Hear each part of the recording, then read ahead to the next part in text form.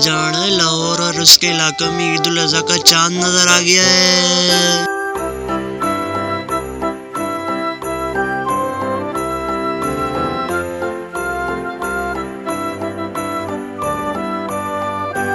आप लोग सब सोच रहे होंगे कि खुश क्यों हो रहा है, उसके लिए आपको पूरी वीडियो देखनी पड़ेगी।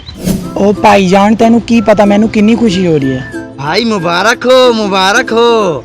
अबे क्या हो गया, जब से वीडियो शुरू हुई है हंसे ही जा रहा है, हंसे ही जा रहा है। अबे तू कराची वाला है, तुझे यही नहीं पता? नहीं क्या? अच्छा अब समझ आया।